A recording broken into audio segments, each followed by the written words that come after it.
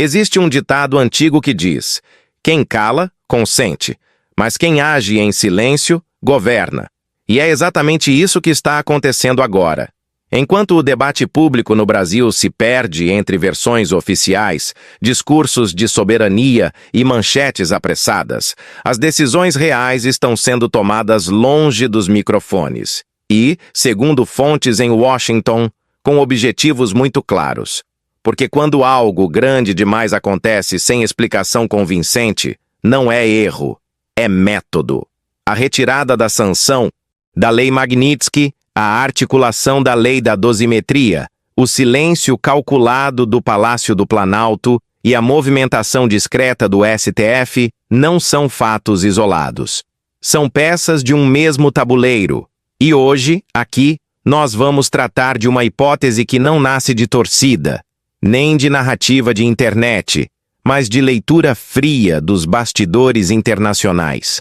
A de que Lula teria prometido a Donald Trump algo que jamais poderia anunciar em público: a solução institucional definitiva do caso Bolsonaro.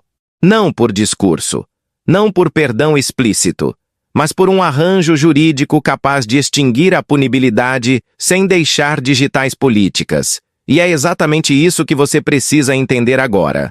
O primeiro grande erro da análise no Brasil é tratar a política internacional como se ela funcionasse por afinidade ideológica ou simpatia pessoal.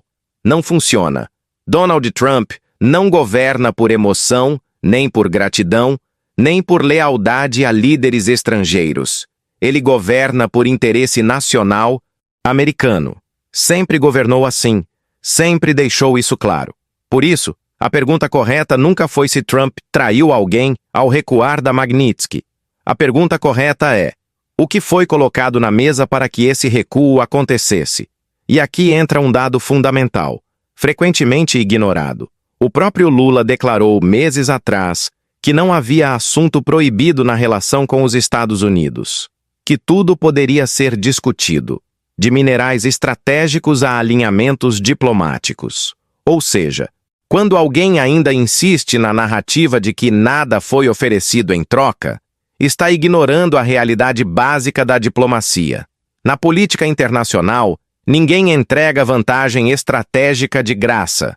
A retirada da Magnitsky não significou absolvição moral, nem recuo de acusações. Significou apenas uma coisa: o custo de manter a sanção deixou de compensar diante do que foi prometido. E é exatamente aí que o caso Bolsonaro entra no radar de Washington. Fontes que acompanham de perto o ambiente político em Washington são unânimes em um ponto: os Estados Unidos não estão interessados em conflitos eternos no Brasil. O caso Bolsonaro para a Casa Branca deixou de ser uma pauta ideológica e passou a ser um fator de instabilidade regional. Um ruído constante, um foco de tensão que contamina eleições, ruas, instituições e relações diplomáticas. Trump não quer administrar esse problema por 4 anos, mas também não quer pagar o preço político de defender Bolsonaro publicamente, nem de confrontar diretamente o STF brasileiro. A solução, portanto, precisava ser institucional, jurídica, silenciosa e defensável internacionalmente. É aqui que surge a engenharia política que fontes em Washington descrevem como clean exit, uma saída limpa. Nada de anistia explícita com nome e sobrenome, nada de discursos inflamados, nada que pareça interferência estrangeira. A proposta, segundo esses bastidores, seria resolver o problema Bolsonaro por meio da própria legislação brasileira, desde que o resultado fosse definitivo. E isso nos leva ao próximo ponto. A lei da dosimetria nunca foi pensada, nos bastidores, como solução final. Ela sempre foi a primeira perna do acordo. Reduz penas, reorganiza condenações, enfraquece juridicamente o núcleo acusatório. Mas, sozinha, ela não resolve tudo. É por isso que, paralelamente, surge no horizonte uma segunda peça, muito mais poderosa e muito mais antiga na tradição jurídica brasileira: o indulto coletivo. Indultos coletivos não citam nomes. não escolhem beneficiários específicos. São gerais, abstratos e publicados como atos administrativos do chefe do executivo. E é exatamente por isso que eles funcionam. Segundo fontes em Washington, o sinal dado não foi "Bolsonaro será perdoado", mas algo muito mais técnico e aceitável. O sistema jurídico brasileiro encontrará um caminho institucional para encerrar esse capítulo. Quando você soma redução de penas pela dosimetria com um indulto coletivo posterior, o resultado prático é simples: extinção da punibilidade, sem discurso, sem pedido de desculpas, sem custo internacional. Trump recebe o que quer: estabilidade. Lula evita assumir o ônus. E o STF mantém a aparência de autonomia, ao menos em tese.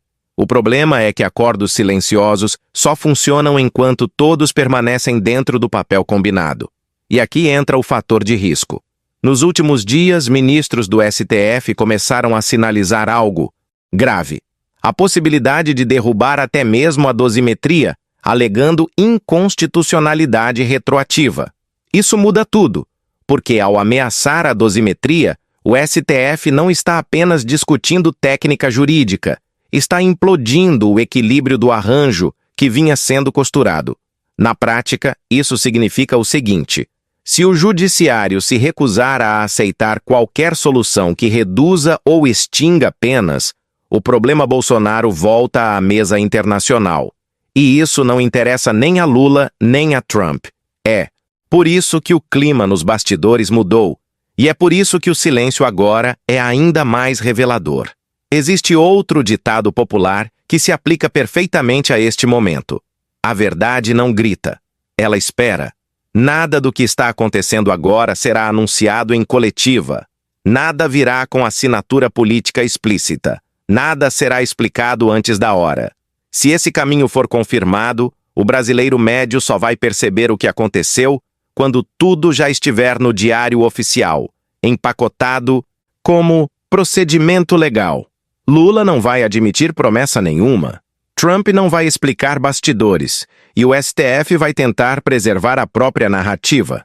Mas uma coisa é certa: na política internacional, quando um problema deixa de incomodar, é porque alguém resolveu pagar o preço, ainda que em silêncio.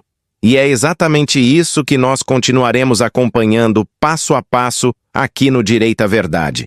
Aqui está um ponto central que muita gente ignora ou finge não entender: se existe, de fato, um compromisso silencioso envolvendo indulto coletivo, ele jamais poderia ser anunciado antecipadamente. Não por fraqueza política, mas por necessidade estratégica. Indulto anunciado vira crise. Indulto antecipado vira munição. Indulto verbalizado vira prova política. Lula sabe disso. O entorno sabe disso. E Washington também.